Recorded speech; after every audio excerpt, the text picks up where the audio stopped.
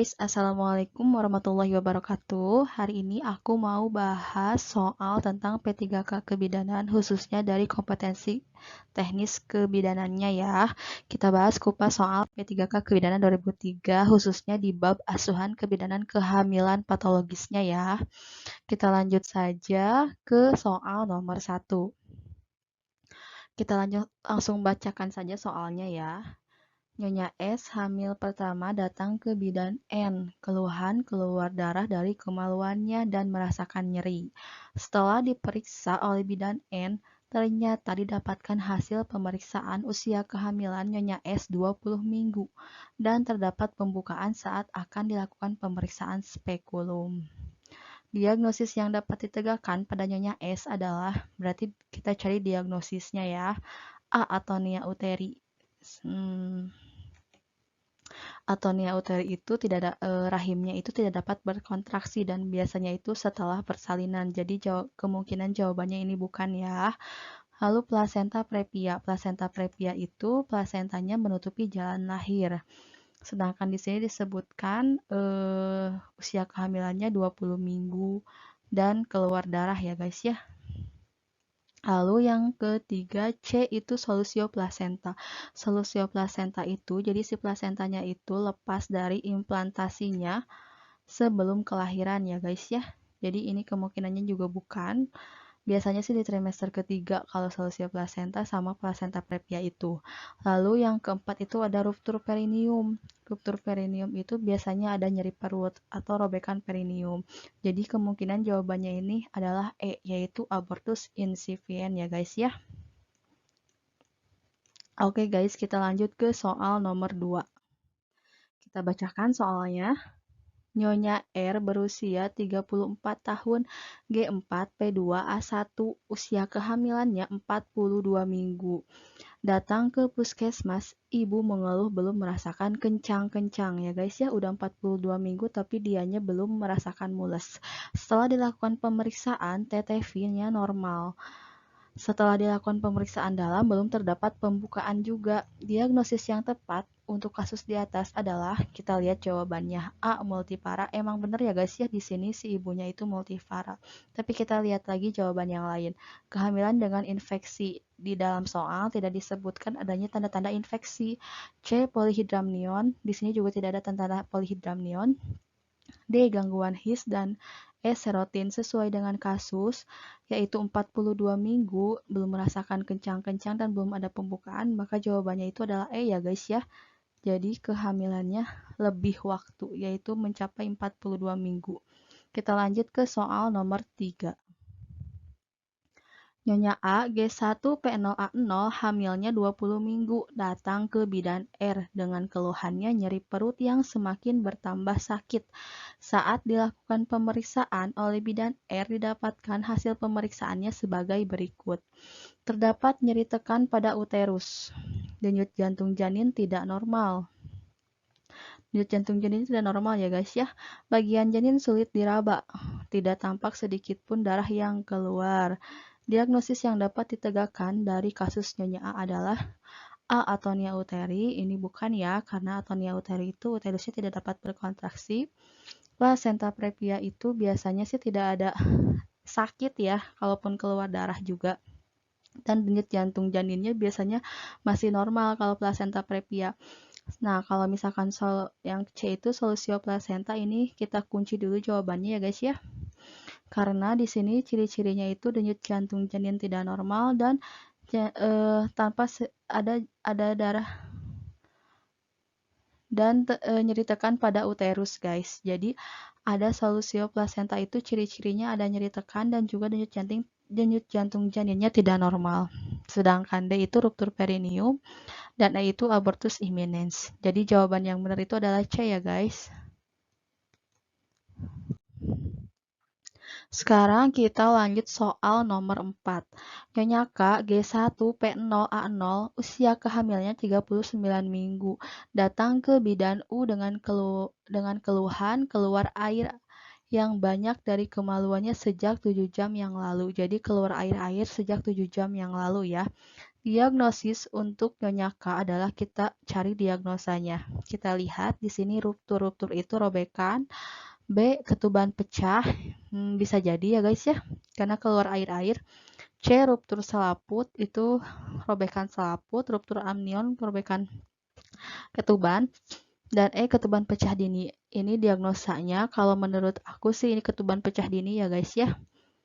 Karena ketubannya pecahnya sebelum waktunya. Biasanya ketuban pecah yang normal itu adalah setelah pembukaan 10 ya guys ya.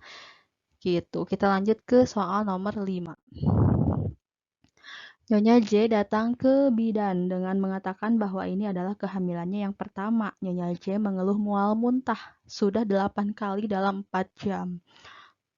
Mengatakan nyeri pada ulu hati. Setelah dilakukan pemeriksaan oleh bidan D, didapatkan hasil tekanan darah ibu rendah 90/60, apatis, lidah kering dan kotor, temperaturnya 38 derajat Celcius, dan oligouria. Oh, ini ada oligouria ya guys ya. Diagnosis yang dapat ditegakkan dari kasus Nyonya J adalah A. Emesis gravidarum derajat 1, emesis gravidarum derajat 2, C. Hiperemesis gravidarum derajat 1, hiperemesis gravidarum derajat 2, dan E. Hiperemesis gravidarum derajat 3. Dari soal ini sudah jelas disebutkan bahwa ciri-cirinya itu adalah apatis, lidah kering, dan juga adanya oligouria. Jadi kemungkinan besar jawabannya itu adalah hiperemesis gravidarum derajat 2 ya guys ya. Sesuai dengan ciri-ciri di pembahasan di soalnya. Kita lanjut lagi ke nomor 6 ya guys. Nyonya G datang ke bidan R dengan keluhan muntah berlebih. Nyonya G mengaku kehamilan pertama dengan umur 8 minggu. Saat pemeriksaan ditemukan sedikit perdarahan. Saat pemeriksaan auskultasi tidak terdengar DJJ. Tidak terdengar DJJ, 8 minggu tidak terdengar DJJ ya. Rahim tampak lebih besar. Oh, rahimnya tampak lebih besar. Konsistensinya lebih lembek. Tidak teraba bagian-bagian janin juga. Hasil pemeriksaan USG menunjukkan adanya gambaran badai salju. Diagnosis yang tepat untuk kasus di atas adalah abortus. Ini bukan merupakan ciri-ciri abortus ya guys. Solusio placenta juga bukan, malah karena ini usia kehamilannya 8 minggu. Terus mola hidatidosa kita kunci dulu ya guys ya. Hiperemesis gravidarum itu cuma mual muntah aja. Kehamilan ektopik terganggu itu biasanya ada nyeri goyang porsio atau nyeri tekan lepas pada perutnya. Berarti ini kemungkinan jawabannya itu adalah C ya, udah pasti C ya. Karena di sini ada ciri-ciri rahimnya tampak lebih besar, konsistensinya lebih lembek. Jadi jawabannya itu adalah C. Dan tidak terdapat bagian-bagian janin, kemungkinan dia tidak hamil. Dan ada mual muntah itu karena pengaruh hormon HCG yang lebih ke ciri-ciri mola, guys. Gitu. Kita lanjut ke nomor 7. Nyonya H umur 14 tahun, G2P1A0 mengatakan terlambat haid 6 minggu. Setelah dilakukan tes pack beberapa hari yang lalu, hasilnya positif.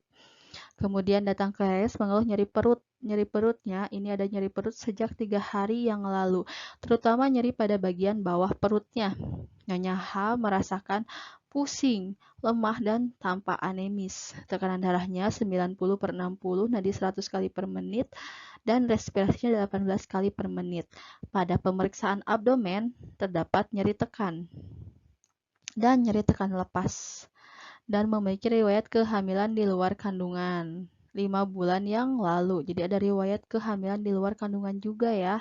Diagnosis yang dapat ditegakkan untuk kasus Nyonya H adalah A. Abortus, B. Solusio placenta, C. Mola hidatidosa, D. Hiperemesis gravidarum, dan E. Kehamilan ektopik terganggu.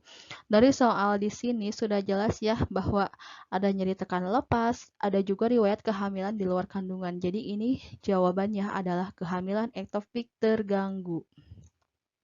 Oke, kita lanjut lagi ke soal nomor 8. Nyonya T berusia 20 tahun, G1P0A0 dengan usia kehamilan 32 minggu. Datang ke puskesmas untuk memeriksakan kehamilannya. Hasil pemeriksaan tinggi badannya 142 cm, berat badannya 48 kg. Hasil palpasinya 32 cm pada pundus teraba bagian kecil anak. Bagian perut kiri ibu teraba keras, bulat, dan melenting.